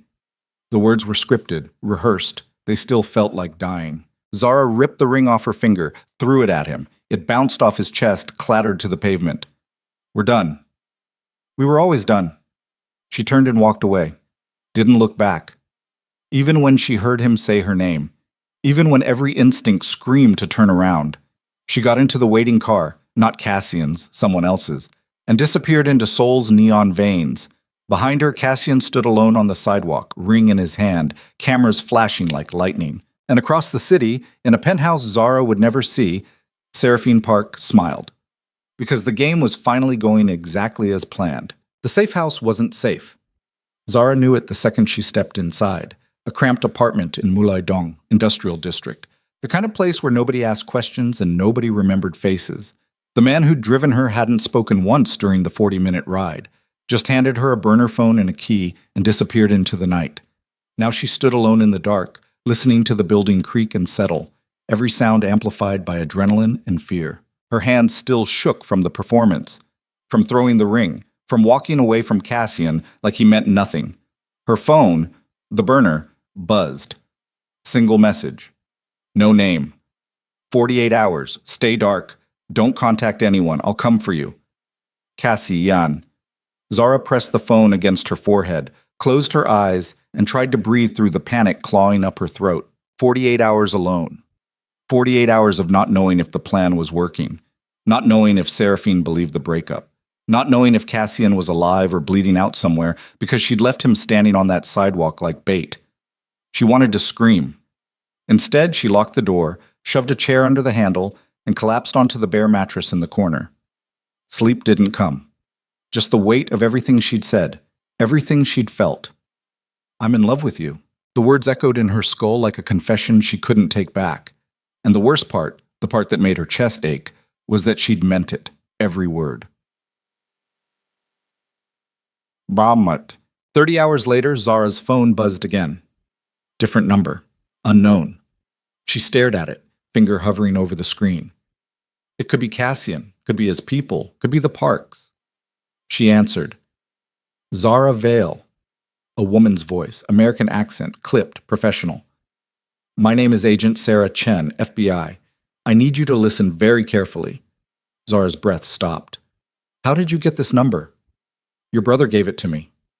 "Marcus, is he okay?" "He's fine, but you're not. And neither is Cassian Ryu." Papers shuffled in the background. "We've been monitoring the Park family for 18 months. Money laundering, racketeering. We're close to an indictment. But 3 days ago, everything shifted. Someone inside the organization started moving assets, liquidating accounts, covering tracks." "Seraphine, we think so, but we can't prove it. Not without evidence. Not without someone on the inside." Zara's stomach dropped. "I'm not on the inside anymore. Everyone thinks we broke up." "Which is exactly why you're valuable." Agent Chen's voice sharpened. "The Parks believe you're vulnerable, angry, isolated. If you reached out to them, offered information on Cassian in exchange for protection, they'd listen." "You want me to go back?" "I want you to help us finish this. We're 48 hours from losing everything. If the Parks move those assets offshore, we'll never touch them. They'll disappear, regroup, and people will keep dying." "People like Cassian." Silence. Then, "Your brother told me you saved Cassian's life, that you walked into a wedding full of killers because it was the right thing to do. So I'm asking you to do it again. Not for Cassian. For everyone else, they'll hurt if we don't stop them now." Zara's hands curled into fists. "And if I say no, then you stay hidden, stay safe, and live with the fact that you could have made a difference and didn't." The line went dead. Zara sat in the dark, phone trembling in her hand. She thought about her mother, about the life she'd left behind, about every choice that had led her to this moment. Then she thought about Cassian standing on that sidewalk, watching her walk away, playing his part, even though it was destroying him. She grabbed the burner, typed a message to the only number stored in it. "I need to talk to you, now." The reply came in seconds. "Too dangerous. Stay where you are." Zara typed back. "The FBI contacted me. They want me to go back. Pretend to flip on you." 3 dots appeared, disappeared, appeared again. Then, "Absolutely not. It's the only way to get evidence. It's suicide. It's a chance. Zara, I'm doing it, with or without you." The phone rang. She answered. Cassian's voice came through raw and furious. "Are you insane?" "Probably." "You can't go back. The Parks will kill you." "Not if they think I'm useful." "You're not useful. You're a target. They'll use you to get to me, and then they'll bury you." "Then we make sure they don't get the chance." Zara's voice steadied. "The FBI needs evidence. We need leverage. This is how we get both. By putting you in the same room as people who want you dead. I've been in that room before. I survived." "Barely." "I'm not afraid, Cassian." "Well, I am." His voice cracked. "I'm terrified. Because the last time I let someone He stopped, breathed hard. "The last time I trusted someone to handle the Parks alone, they ended up dead." Zara's chest tightened. "Who?" "My father. He thought he could negotiate, thought he could reason with them. They put a bullet in his head and made it look like a robbery." "I'm not your father's." "You're worse. Because if something happens to you, I won't recover." The words hung between them like a grenade. Zara swallowed hard. "Then help me. Don't let me do this alone." Silence stretched. Then Cassian said, "Give me 12 hours. I'll set it up. But we do this my way, with my people. And if anything goes wrong, If I give the signal, you run. No questions, no arguments. You just run. Okay? Promise me. I promise. Zara. Yeah? If you die doing this, I'll kill you. She laughed. It came out broken. Deal. The line went dead. Zara sat in the dark and waited for the world to catch fire. The meet was set for a private gallery in Itaewon, neutral ground, public enough to discourage violence, private enough for real conversations. Zara arrived wearing clothes Cassian's people had delivered, black jeans, leather jacket, boots that looked casual but could run if needed. No wire, no tracker. The FBI had wanted to outfit her with surveillance equipment, but Cassian had vetoed it. They'll sweep you, and if they find anything, you're dead before you hit the ground. So she walked in clean, vulnerable, alone. The gallery was empty except for two people. Seraphine stood near a sculpture that looked like twisted metal and broken dreams, white suit crisp, hair perfect, smile sharp enough to cut glass. And beside her, Zara's breath stopped. A man in his 60s. Silver hair. Cold eyes. Tailored suit that screamed old money and older violence. She recognized him from photos Cassian had shown her. Chairman Park. Seraphine's father, the head of the family. Zara. Seraphine's voice dripped false warmth. Thank you for coming. I didn't have much choice. Everyone has choices. You just made a smart one. Seraphine gestured toward her father. I don't believe you've met. Chairman Park, this is Zara Vale, the woman who saved Cassian's life, and then, well, you saw the news. Chairman Park studied Zara like she was a bug under glass. You're younger than I expected. You're exactly what I expected. His eyebrow lifted. Bold. Seraphine said you had spirit. Seraphine doesn't know anything about me. Doesn't she? The chairman moved closer. She knows you infiltrated Cassian's organization. She knows you gained his trust. She knows you made him believe you loved him. Zara's pulse spiked. I didn't infiltrate anything. I was used by my brother, by the FBI, by everyone, including Cassian, especially Cassian. Seraphine's smile widened. See? I told you she'd be reasonable. Chairman Park circled Zara slowly. What do you want, Ms. Vale? Protection. Money. A way out of this city before Cassian realizes I'm still alive and comes looking. And in exchange, everything I know about his operation. Security protocols, business contacts, offshore accounts, weak points. You'd betray him. He betrayed me first. The chairman stopped in front of her. I don't believe you. Zara's throat went dry. What? I think you're still working with him. I think this is a setup. I think you walked in here hoping to record a confession or gather evidence or play hero one more time. His voice dropped to ice. Am I wrong? Zara forced herself to meet his eyes. You're paranoid. I'm careful. There's a difference. He pulled out his phone, tapped something, then turned the screen toward her. Video footage. Grainy, but clear. Cassian, 2 hours ago, entering a building downtown, meeting with someone whose face was blurred. That's a federal prosecutor, the chairman said. Cassian's been feeding them information for weeks, and you, he leaned in, you're the insurance policy. The sympathetic witness who'll testify against us when the indictments come down. That's insane. Is it? He pocketed the phone. Then prove it, right now. Call him, tell him you're with us. Tell him you're done protecting him. Zara's heart slammed against her ribs. I don't have his number anymore. I threw away my phone after the breakup. How convenient. Seraphine pulled out her own phone, dialed, then held it toward Zara. Use mine. The line rang. Once. Twice. Cassian answered. What do you want, Seraphine? His voice sent lightning through Zara's veins. Seraphine's eyes locked onto Zara's. I have someone here who wants to talk to you. She handed the phone over. Zara pressed it to her ear, throat closing. Zara? Cassian's voice went sharp. Afraid. Zara, where are you? With the Parks. Silence.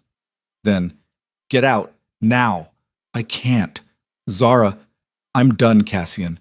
I'm done being used, done being lied to, done pretending this meant something when it was just... Her voice cracked. She wasn't acting anymore. When it was just another game. You don't mean that. I do. Then look me in the eye and say it. Zara's breath hitched. What? If you're really done, if you really believe I used you, then meet me. Tonight. Look me in the eye and tell me you feel nothing. Seraphine reached for the phone. That's enough. But Zara pulled away. Where? Cassian's voice dropped. The place we first met, 1 hour. Come alone or don't come at all. The line went dead. Seraphine snatched the phone back. What did he say? Zara's mind raced. The place they first met. The elevator. Prugio Tower. It was a trap. Had to be. Or a rescue. She couldn't tell anymore. He wants to meet, Zara said. Tonight. Alone. Chairman Park's expression didn't change. And you said yes. I said I'd think about it. You'll go. It wasn't a question.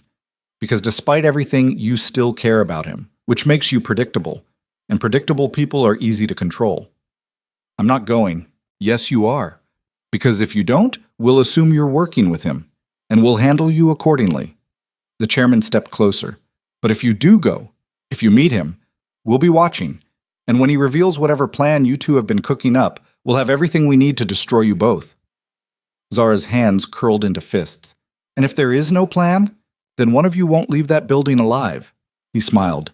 It was the coldest thing Zara had ever seen. Seraphine will accompany you. Make sure you don't lose your nerve. I don't need a babysitter. You don't have a choice. Seraphine looped her arm through Zara's like they were friends. This will be fun, like old times. We don't have old times. Not yet, but give it an hour. They walked out of the gallery together, Seraphine's grip ironed beneath the silk. And Zara realized with horrifying clarity that she'd just made the worst mistake of her life. Because Cassian had given her a location, and the Parks had given her a leash. And somewhere between the two, someone was going to die. Kiset. Prugio Tower at night looked like a monument to money and violence. Glass and steel stretching toward the sky, lights glittering like teeth. Zara stood in the lobby, Seraphine beside her, two of the park's security flanking them like shadows. The elevator doors opened. Empty. They stepped inside. Seraphine pressed the button for the 18th floor. The doors slid shut. Zara's pulse hammered. This was it. The place where everything started. The place where Cassian had warned her not to congratulate him. The place where she'd delivered documents that set this whole nightmare in motion. The elevator climbed. 10th floor. 12th. 15th. Seraphine leaned against the wall, studying her nails. You really love him, don't you? Zara didn't answer. It's pathetic. He's using you. He's always been using you. And when this is over, he'll discard you like everyone else. You don't know him. I know men like him. I was engaged to him, remember? I've seen what he does to people who get too close. Seraphine's smile sharpened. He destroys them, slowly, methodically, until there's nothing left. That's you, not him, not. Is it? Seraphine pushed off the wall. Ask yourself, why would a man with infinite resources need you? What could you possibly offer that he couldn't buy? The truth, Seraphine laughed.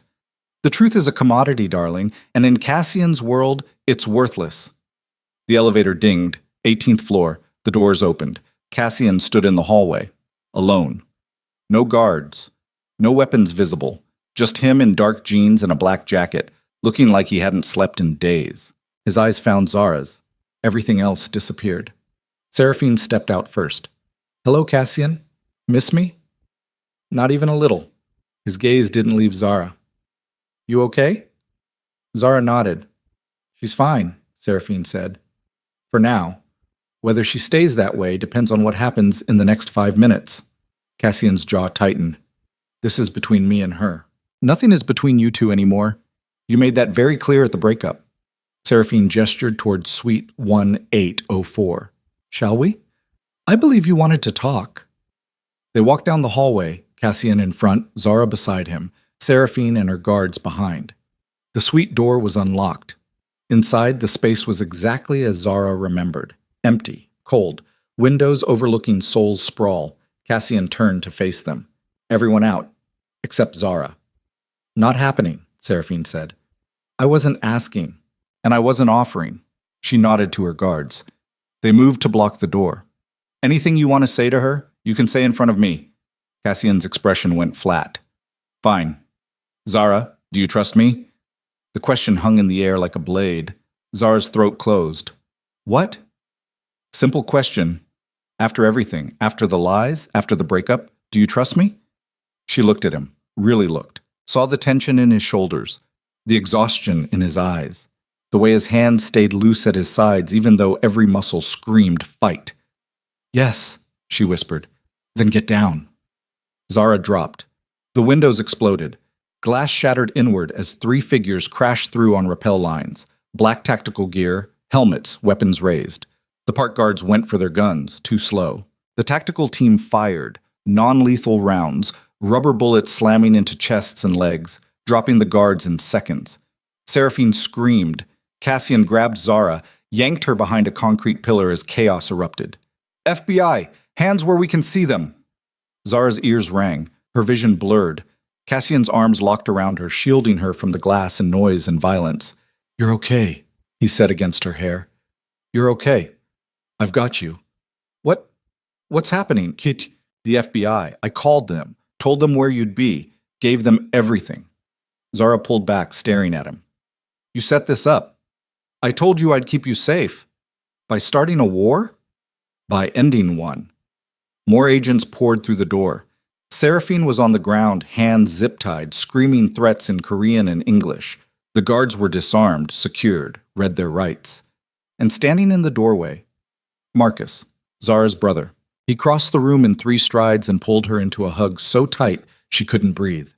You're an idiot, he said into her hair. A brave, reckless idiot. You used me. I protected you. There's a difference. You lied. I kept you alive. He pulled back, hands on her shoulders. The Parks were going to kill you. Cassian knew it. I knew it. So we made a deal. He'd keep you close. I'd build the case. And when the time came, you'd use me as bait. We'd use you as a witness. Marcus glanced at Cassian. He insisted on full immunity for you, fought for it. Wouldn't cooperate unless you were protected. Zara's eyes burned. Cassian! But he was already walking toward the agents, hands raised, surrender position. One of them pulled out cuffs. Zara's stomach dropped. Wait, what are you doing? Cassian Ryu, you're under arrest for conspiracy, racketeering, and... No. Zara shoved past Marcus. No, you can't arrest him. He helped you. He gave you everything. The agent's expression was stone. He's still complicit in multiple felonies. Immunity doesn't extend to him. That's insane. It's the law. Cassian met Zara's eyes. It's okay. It's not okay. You did this for me. You risked everything. And I'd do it again. His voice was quiet, certain. You were right. Some things are worth fighting for, even if you lose. You're not losing. I won't let you Zara. He stepped closer, cuffs already locked around his wrist. You're safe. Your mom's safe. The Parks are done. That's enough. It's not enough. Her voice broke. You can't just give up. I'm not giving up. I'm choosing. He leaned in, forehead touching hers. I'm choosing you, even if it costs me everything. The agents pulled him back. Zara reached for him, but Marcus held her. Let them work, her brother said. He's got lawyers, good ones. He'll be okay. You don't know that. I know he fought like hell to protect you. That counts for something. Zara watched them lead Cassian away, watched him disappear into the elevator, back straight, head high, never looking back.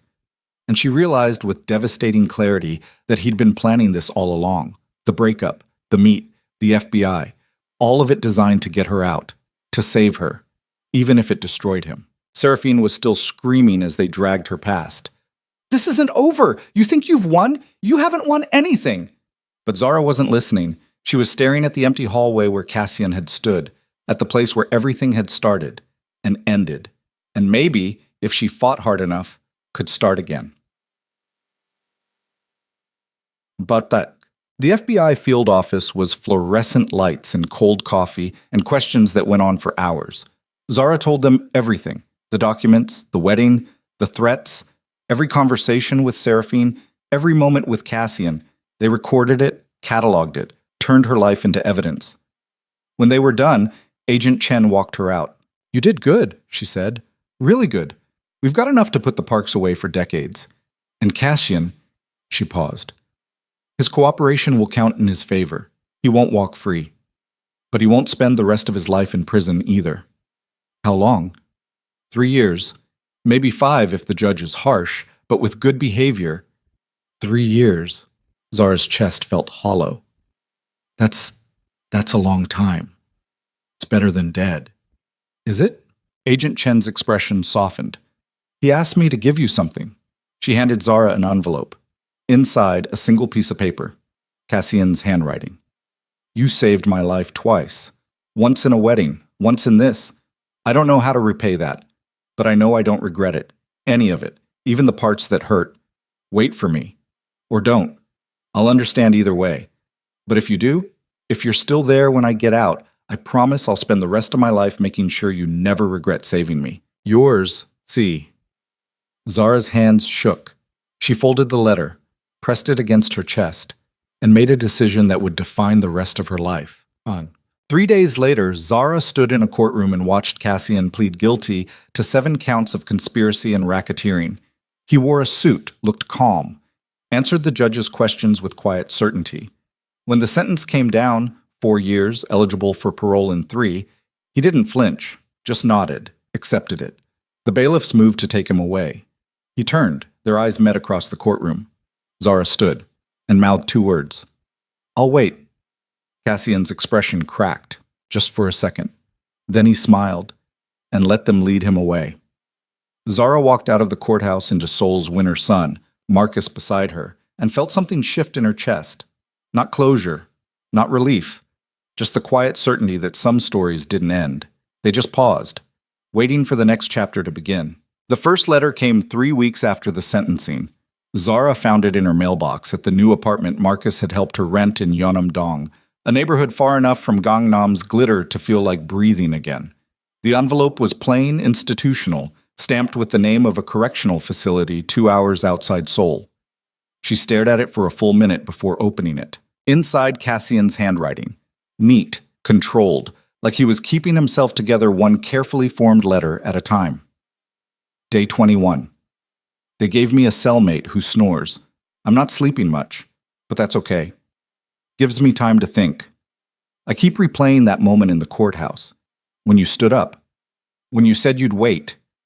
You shouldn't. I want you to know that. You shouldn't put your life on hold for someone who doesn't know when, or if, he'll deserve you when this is over. But I'm selfish enough to hope you do anyway.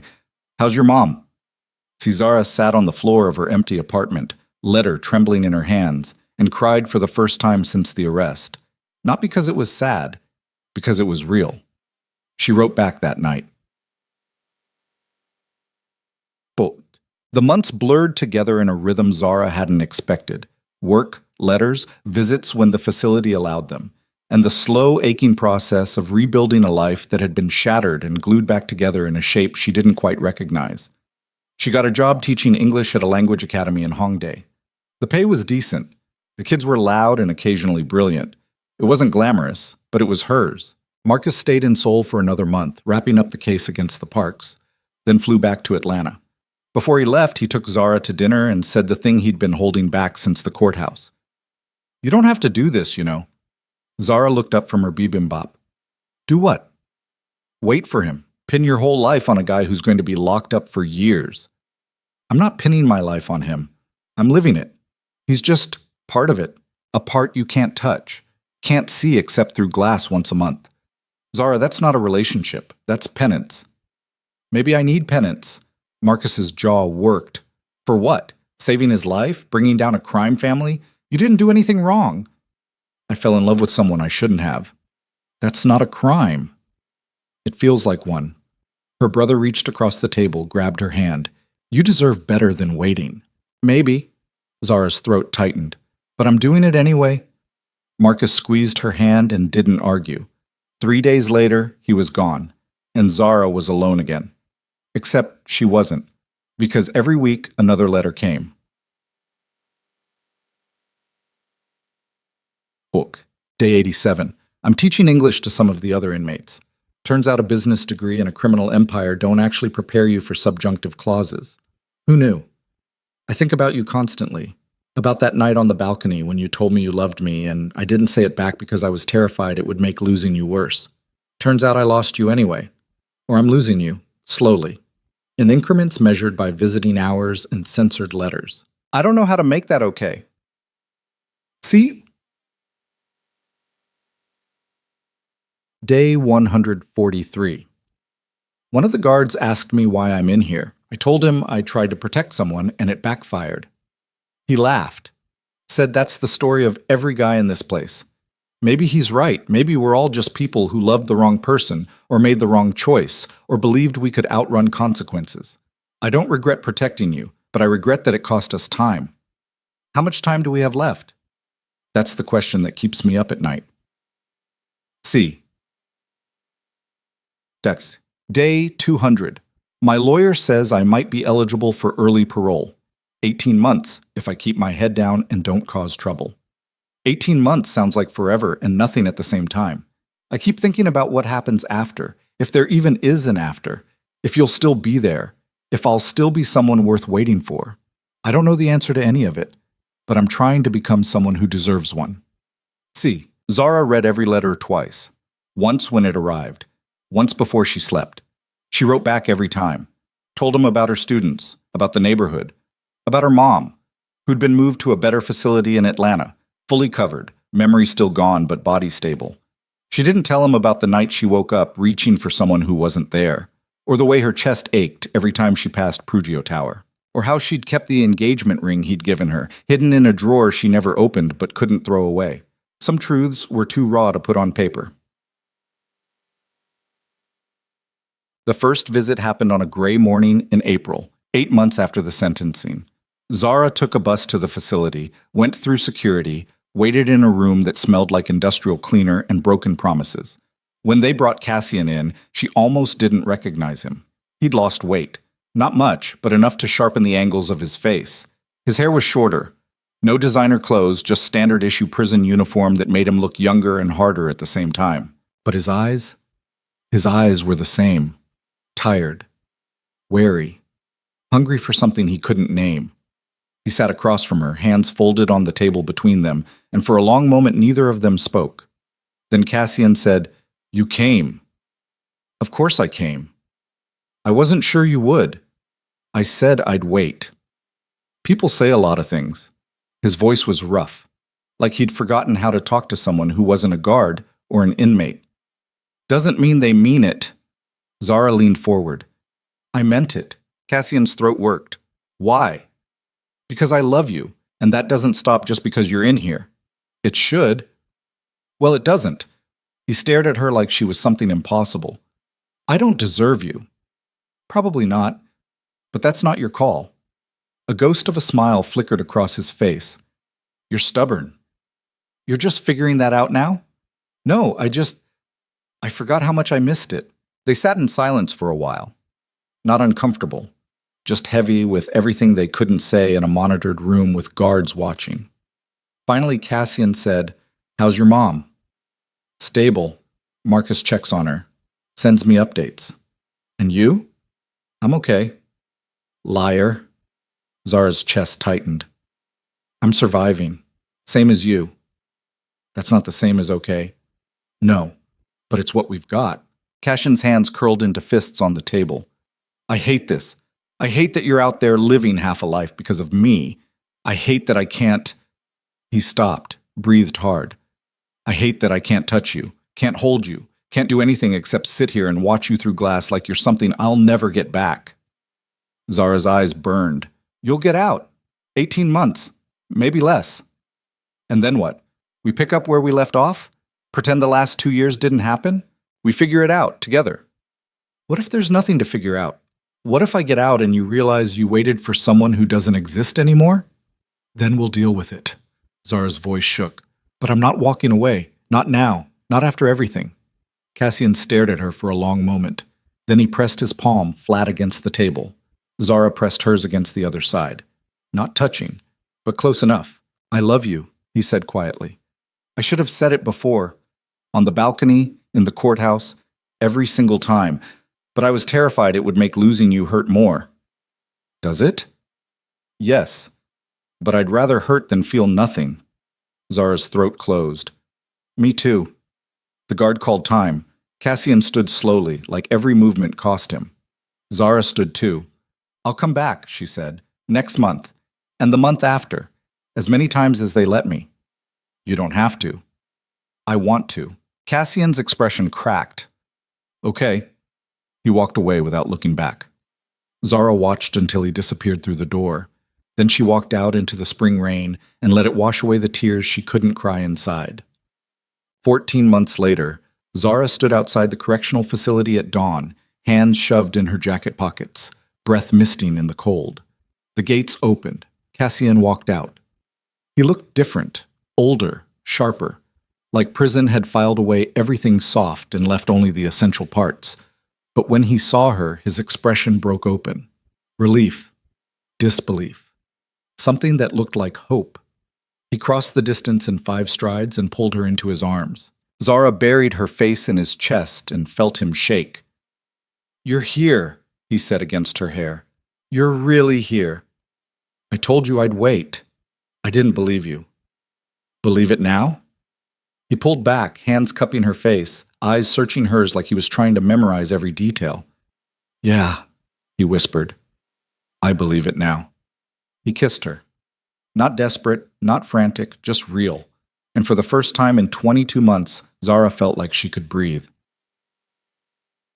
Bus. The world had moved on while Cassian was inside.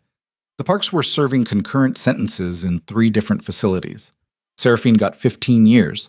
Her father got 25. The empire they'd built crumbled under federal seizures and internal collapse. Cassian's assets had been frozen during the trial, then partially returned after his cooperation was factored in. Not everything, not even most of it, but enough to rebuild, if he wanted to. They spent the first week in Zara's apartment, barely leaving, talking through everything that had happened in fragments and silences and long stretches where words didn't matter. On the 8th day, Cassian said, I need to figure out what comes next. They were sitting on the floor, backs against the couch, coffee going cold on the table. Zara looked at him. What do you want to come next? I don't know. For the first time in my life, I don't have a plan. He laughed bitterly. I spent 2 years in a cell thinking about this. What I'd do when I got out, where I'd go, who I'd be. And now I'm here and I have no idea. You don't have to figure it out today.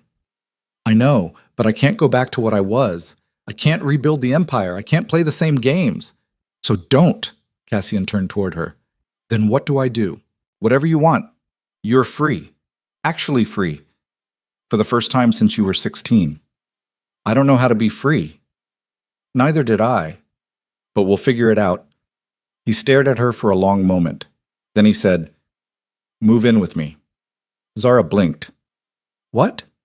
Not here. Not Seoul. Somewhere else. Somewhere we can start over. No history. No ghosts. Just us. Where? I don't know. Maybe Atlanta. Be close to your mom. Or somewhere completely random. A place neither of us has been. You want to leave Seoul. I want to leave the life I had here. The version of me that made all the wrong choices. His voice dropped. But I don't want to leave you. So if you'll come with me. Yes. You didn't let me finish. I don't need you to finish. Yes, I'll go with you. Cassian exhaled hard. You're sure? I just spent almost 2 years waiting for you. You think I'm going to bail now? I think you deserve better than following me into uncertainty. I think I'm tired of safe. Zara leaned into him. I want uncertain. I want messy. I want real. And that's you. Cassian kissed the top of her head. I love you. I know. I'm going to spend the rest of my life making sure you don't regret this. I won't. How do you know? Zara pulled back, met his eyes. Because I chose you, and I keep choosing you every day. That's how. 6 months later, Zara stood in a small community center in a neighborhood outside Atlanta, watching Cassian help a kid wire a circuit board for a robotics competition. He'd started a nonprofit 3 months ago. Technology education for underserved communities. Nothing glamorous. Nothing that made headlines. Just quiet, steady work that made a difference. Zara taught English at the same center 2 days a week. The rest of the time, she worked on a book, a memoir about survival and choices and what it meant to love someone in a world that wanted to destroy you both. She hadn't finished it yet, but she was getting there. Her mom was in a facility 20 minutes away. Zara visited twice a week. Her mother still didn't recognize her, probably never would. But Zara sat with her anyway, held her hand, told her stories. Because some things you did even when they didn't make sense. That night, Zara and Cassian walked home through streets that smelled like magnolia and summer rain. "How was your day?" Cassian asked. "Good. Yours?" "Same. We got approved for the grant. Means we can expand to 2 more schools." "That's huge." "Yeah." He smiled, tired but real. "Feels different than building an empire. Smaller, but I don't know. More mine." Zara squeezed his hand. "I'm proud of you." "For what?" For becoming someone new, someone better. "I'm not better. I'm just different." Different is good. They walked in comfortable silence for a while. Then Cassian stopped, pulled something from his pocket. A ring. Not the one from before. This one was simpler. A silver band with a small stone that caught the streetlight. Zara's breath stopped. "I know we said we'd wait," Cassian said. "I know we said we'd figure things out first, but I don't want to wait anymore. I don't want to spend another day pretending this isn't forever. Cassian, I'm not asking you to marry me." His voice was steady, certain. "Not yet. I'm asking you to promise me something harder." "What?" "That we choose each other, every day, even when it's hard, even when we fight, even when the world tries to tear us apart again." He slid the ring onto her finger. "That we keep choosing." Zara stared at the ring, at the man holding her hand, at the future she'd fought for and bled for and waited for. "Okay," she whispered. "Okay? I promise. Every day, I choose you." Cassian pulled her close, forehead resting against hers, and for the first time since that elevator 2 years ago, Zara felt like they'd finally landed somewhere solid. Not perfect, not easy, but real. Chiyik. A year later, Zara stood in a courthouse that looked nothing like the one in Seoul. This time the room was small, informal, filled with people who actually mattered. Marcus stood beside her as a witness. Cassian's former head of security flew in from Seoul. A few of the kids from the community center sat in the back, dressed up and grinning. The judge was a woman in her 60s who'd seen enough broken people to recognize the ones who'd glued themselves back together. She smiled at them. "Do you, Cassian Ryu, take Zara Vale to be your lawfully wedded wife?" Cassian's grip on Zara's hands tightened. "I do." "And do you, Zara Vale, take Cassian Ryu to be your lawfully wedded husband?" Zara's throat burned. "I do." "Then by the power vested in me by the state of Georgia, I now pronounce you married. You may kiss."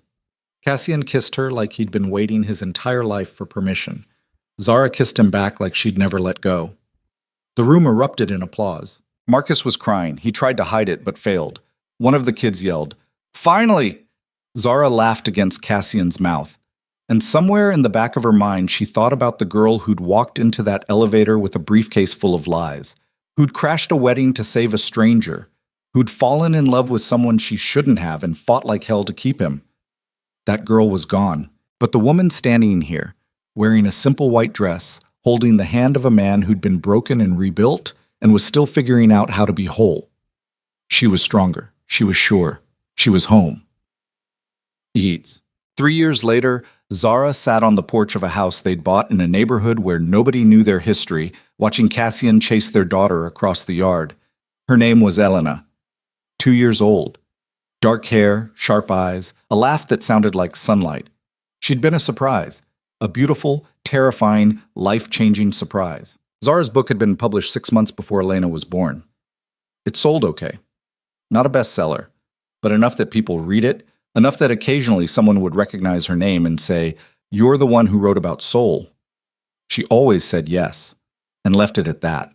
Because the story wasn't about Seoul. It was about surviving, about choosing, about loving someone even when, especially when, it cost everything. Cassian scooped Elena up, spun her around, and her squeals echoed across the yard. He caught Zara's eye. Grinned. She grinned back. Marcus called from inside. "Dinner's ready?" He visited once a month, sometimes more, had become the uncle who spoiled Elena rotten and pretended he wasn't a softie. Zara stood, walked down the porch steps, joined Cassian and Elena in the grass. Happy? Cassian asked.